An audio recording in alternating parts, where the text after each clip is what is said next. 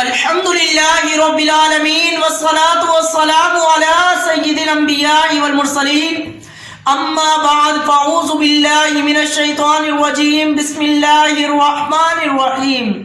جی ناظرین اکرام، ہم حاضر ہوئے ہیں سلسلہ تفسیر قرآن لے کر آپ کی خدمت میں۔ امید ہے کہ سب بخیر و عافیت سے ہوں گے۔ اللہ تعالی ہم سب کو اپنے حفظ و امان میں رکھے۔ آج ہم سنیں گے کہ اللہ تبارک و تعالی نے سورہ بقرہ کی آیت نمبر 34 میں ہمارے لیے کیا پیغام دیا ہے۔ آئیے سنتے ہیں۔ بسم اللہ الرحمن الرحیم۔ اللہ کے نام سے شروع جو نہایت مہربان رحمت والا ہے۔ وَإِذْ قُلْنَا لِلْمَلَائِكَةِ اسْجُدُوا لِآدَمَ فَسَجَدُوا إِلَّا إِبْلِيسَ أَبَى وَاسْتَكْبَرَ وَكَانَ مِنَ الْكَافِرِينَ۔ ترجمہ: اور یاد کرو جب ہم نے فرشتوں کو حکم دیا کہ آدم کو سجدہ کرو تو سب نے سجدہ کیا سوائے ابلیس کے۔ اس نے انکار کیا اور تکبر کیا اور کافر ہو گیا۔ اسجدوا لآدم، آدم کو سجدہ کرو۔ ناظرین کرام، اس سے کیا مراد ہے؟ یہ کیوں کہا گیا؟ کس وقت کہا گیا؟ کن سے کہا گیا کہ آدم کو سجدہ کرو؟ آئیے سنتے ہیں اس کی تفسیر۔ میرے ناظرین کرام، اللہ تعالیٰ نے حضرت آدم علیہ السلام کو تمام موجودات کا نمونہ اور عالم روحانی و جسمانی کا نمونہ بنایا اور فرشتوں کے حصول کمالات کا وسیلہ بنایا، تو انہیں حکم فرمایا کہ حضرت آدم علیہ السلام کو سجدہ کریں۔ سب کو حکم دیا کہ آدم علیہ السلام کو سجدہ کریں، کیونکہ اس میں حضرت آدم علیہ السلام کی فضیلت کا اعتراف اور اپنے معقولہ اتجعل فیہا کی معذرت بھی ہے۔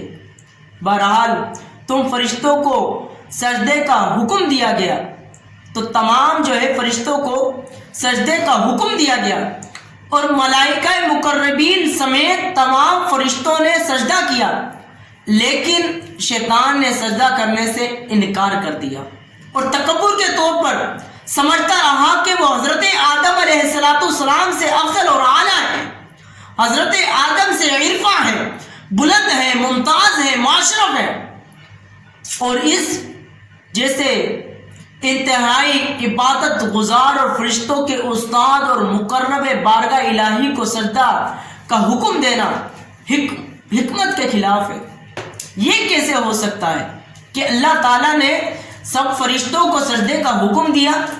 میرے ناظرین کرام، یہ جب کی بات ہے کہ جب اللہ تعالیٰ نے فرشتوں کو حکم دیا کہ ارشاد فرمایا کہ میں زمین کے اندر ایک نائب بنانے والا ہوں، خلیفہ بنانے والا ہوں۔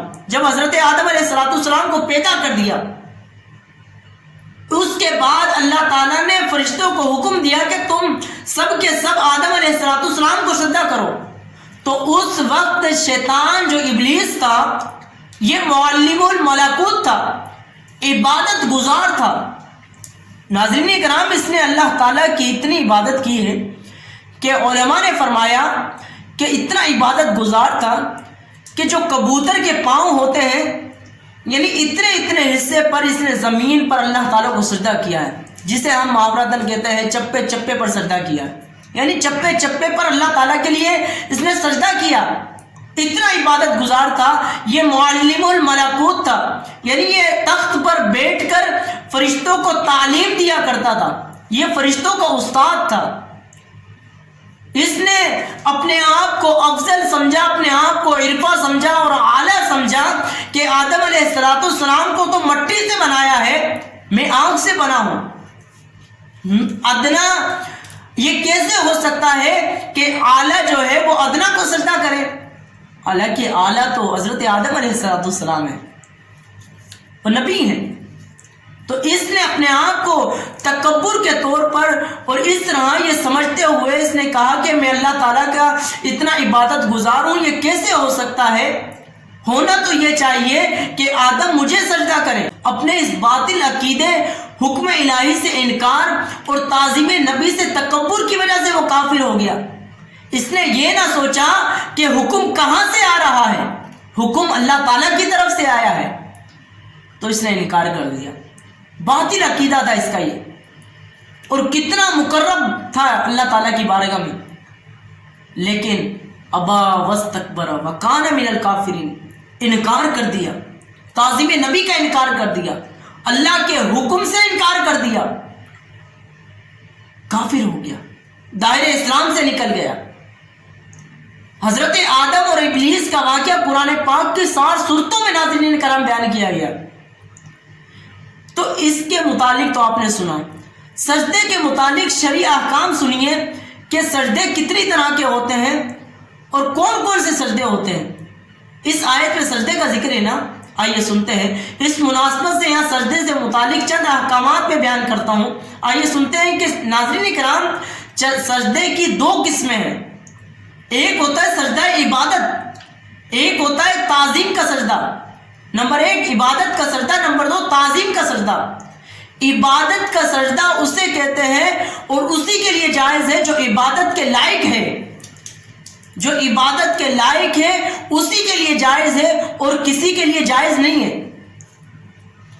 یہ صرف جو ہم اللہ تعالیٰ کو سجدہ کرتے ہیں، اللہ تعالیٰ کو عبادت کے لائق سمجھتے ہوئے اسے سجدہ کرتے ہیں۔ اور ایک ہوتا ہے تعظیم کا سجدہ، جس کے لیے کیا جا رہا ہے اس کی تعظیم مقصود ہوتی ہے، عبادت مقصود نہیں ہوتی۔ جب اللہ تعالیٰ کی ہم عبادت سجدہ کرتے ہیں تو اس کی عبادت مقصود ہوتی ہے۔ تو اس طرح سب فرشتوں نے حضرت آدم علیہ السلام کو وہ سجدہ کیا، وہ تعظیمی سجدہ تھا۔ فرشتوں نے آدم علیہ السلام کو تعظیمی سجدہ کیا تھا، اور باقاعدہ پیشانی زمین پر رکھنے کی صورت میں تھا، صرف سر جھکانا نہیں تھا، سر نہیں جھکایا تھا، بلکہ باقاعدہ پیشانی زمین پر رکھ کر آدم علیہ السلام کو سجدہ کیا تھا۔